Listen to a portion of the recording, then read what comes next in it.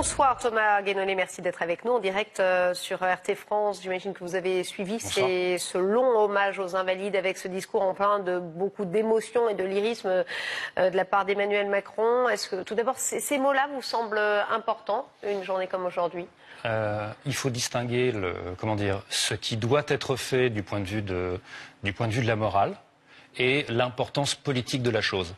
Ce qui est important à faire du point de vue de la morale, c'est simplement que quand vous avez des militaires français qui sont en opération sur le front, parce que ce sont des opérations de terrain, des opérations de combat.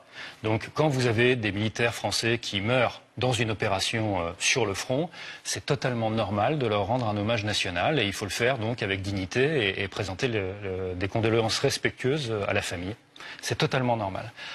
Après, il y a une autre question qui est celle de l'importance politique de l'événement. Il n'en a pas en réalité, parce que dès demain, ça aura été oublié par tout le monde, à part par les proches, qui eux ont une souffrance à vie.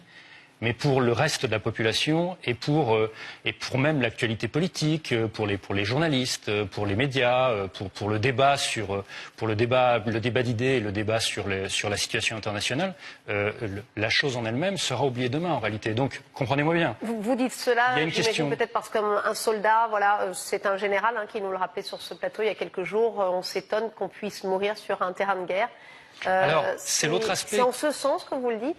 Moi, je distinguais ce qu'il est important de faire moralement et puis l'importance objective de la chose. Et si on examine sous l'angle de l'analyse et pas sous l'angle de la compassion, j'essaie d'être précis parce qu'on parle de mort. Vous voyez, je ne veux pas être désobligeant envers les familles, vous comprenez. Mais simplement, si on parle concrètement de ce qui s'est passé, il y a eu une collision accidentelle entre deux hélicoptères de notre propre armée. Alors Emmanuel Macron va vous dire que ce sont des soldats qui sont morts en héros pour sauver le Sahel, nous sauver nous, pour une cause noble. Est-ce que vous partagez tout de même qu'ils soient morts dans le cadre d'un engagement qui est un engagement au service d'un idéal. À partir du moment où ce sont des militaires de la République française, je n'ai aucune raison d'en douter. Ça me paraît bien sûr. En revanche, s'il s'agit des circonstances de la mort, les circonstances de la mort, c'est un accident aérien. En vrai, une collision entre deux hélicoptères. Et donc, c'est une façon de présenter les choses, de manière générale, le combat de la France contre le terrorisme et pour la démocratie, qui est, peut-être qu'on peut en parler, qui est épouvantablement fallacieuse. Car, en réalité, je vais être parfaitement clair là-dessus, la présence militaire française au Mali, en aucun cas, ce n'est pour combattre le terrorisme et pour défendre la démocratie. Ça, c'est de la communication de la part des autorités françaises et de la part de l'armée française. Enfin, de l'armée française, entendez-moi bien, je parle de l'armée en tant qu'institution, je ne parle pas des soldats. Mais les motifs réels ne sont pas ceux qu'on nous raconte. Effectivement, vous allez faire bondir au Quai d'Orsay et du côté de l'Élysée qui, à longueur de journée, nous disent effectivement on est là-bas. Je pense pas que ça fasse bondir le Quai d'Orsay, parce que ça fait quelque temps que le Quai d'Orsay, figurez-vous, est tenu de plus en plus à l'écart. Au profit du ministère de la Défense, enfin au profit de l'armée. Le Quai d'Orsay, la Défense évidemment, bien sûr. Non, mais ce que je veux dire, c'est que les gens ne savent pas enfin, je ne pense pas que le public soit au courant que le Quai d'Orsay a été de plus en plus poussé dehors de la gestion de la politique française au Sahel, donc, et au Mali en particulier. Effectivement, si vous pouvez nous en dire plus. En fait, je voudrais simplement revenir, si vous le voulez bien, sur les motifs invoqués et les motifs réels, parce que ça me paraît important à souligner. D'abord, est-ce que c'est pour combattre le terrorisme islamiste? Non. Ça se prouve facilement. Le Qatar est un financeur massif du terrorisme et pourtant, il n'y a pas d'intervention militaire française au Qatar. Vous voyez? Donc, c'est pas ça. Est-ce que c'est pour combattre... Il y a moins de poches de djihadistes au Qatar qu'au Sahel. Mais je vous parle sur le terrain. En termes de dangerosité, de propagation du terrorisme, le Qatar est infiniment plus dangereux que les combattants du nord du Mali. Vous comprenez? En termes de danger Et pourtant, il n'y a pas d'intervention militaire française au Qatar. Donc c'est pas pour ça. C'est pas non plus pour combattre l'islamisme. Parce qu'une grande puissance islamiste, dangereusement islamiste aujourd'hui, c'est l'Arabie Saoudite. Et l'Arabie Saoudite, la France lui vend des armes. C'est pas non plus pour rétablir la démocratie ou pour défendre la démocratie au Sahel, parce que, je ne vais pas vous l'apprendre, au Sahel, l'armée française bombarde les rebelles qui combattent la dictature de Déby au Tchad. Donc la France n'est pas un défenseur de la démocratie au Sahel, ce n'est pas vrai non plus.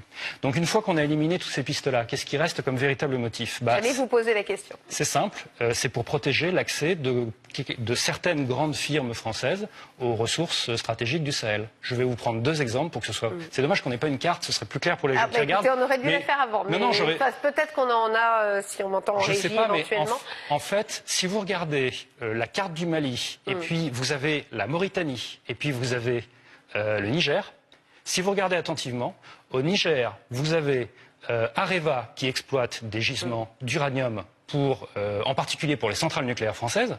Et en Mauritanie, qu'est-ce que vous avez? Vous avez l'exploitation du pétrole par une firme qui est Total.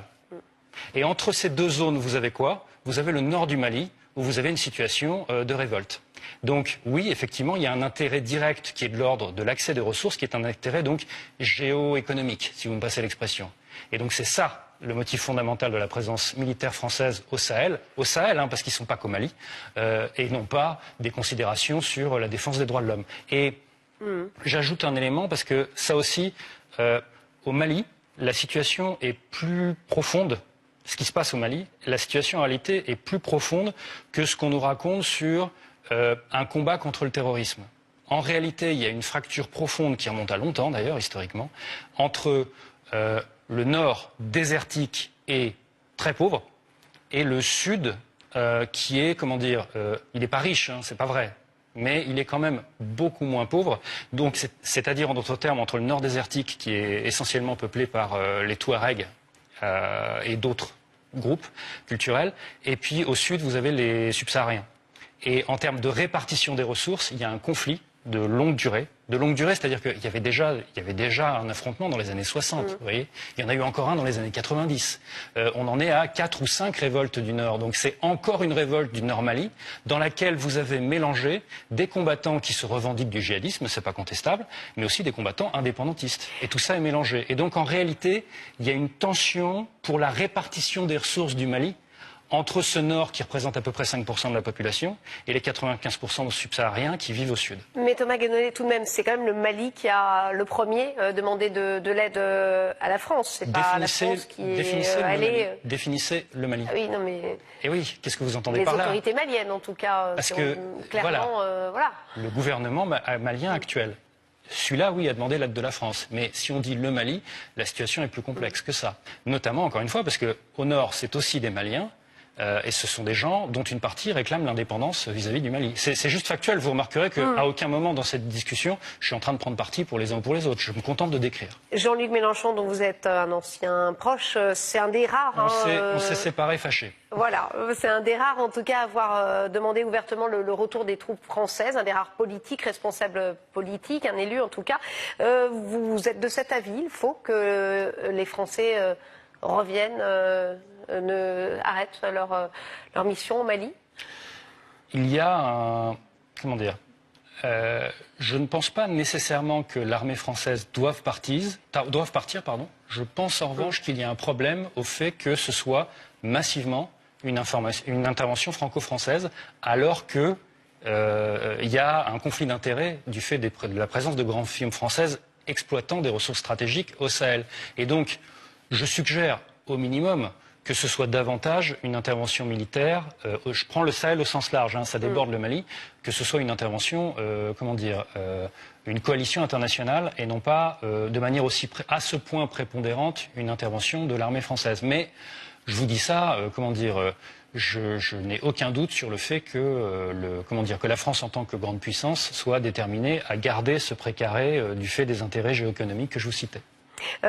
Presque 6 Français sur 10, 58%, sont favorables à ce maintien de l'opération. C'est un sondage publié aujourd'hui, IFOP. Ça vous étonne devant l'émotion que ça a provoqué quand même, malgré tout ces 13 décès? Non, ça ne m'étonne pas.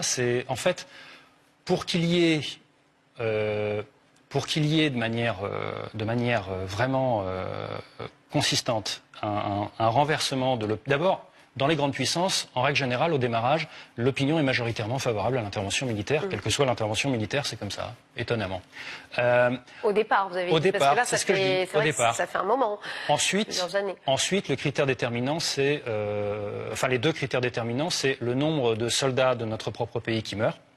Et donc là, manifestement, on n'est pas dans des proportions qui renversent la position de l'opinion publique.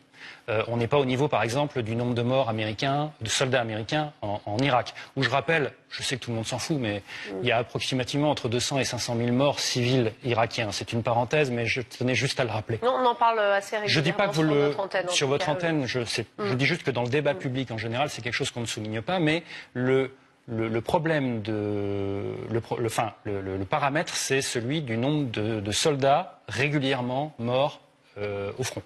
Ça, c'est quelque chose qui fait diminuer le soutien. Et puis l'autre élément, c'est aussi les révélations visuellement choquantes et donc moralement choquantes sur la façon de faire la guerre. C'est comme ça, notamment, que ça s'est retourné au Vietnam.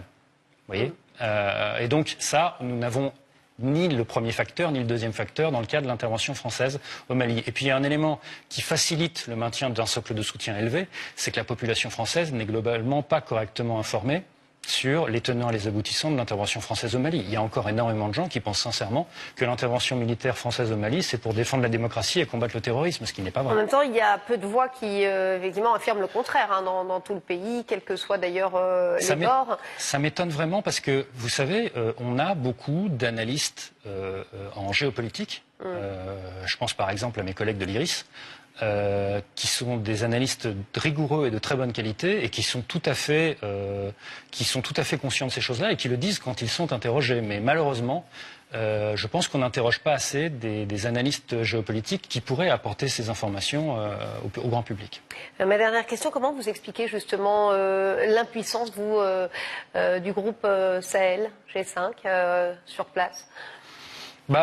Pour moi, c'est un cadre général de niveau. En fait, vous ne pouvez pas avoir des pays qui sont particulièrement plus pauvres que la moyenne et vous attendre à ce qu'ils aient des armées à un niveau de performance qui serait dans la moyenne ou qui serait dans le haut du panier. C'est totalement logique. Donc en fait, c'est un symptôme supplémentaire de ce que j'appelais, vous l'évoquiez tout à l'heure, la mondialisation malheureuse.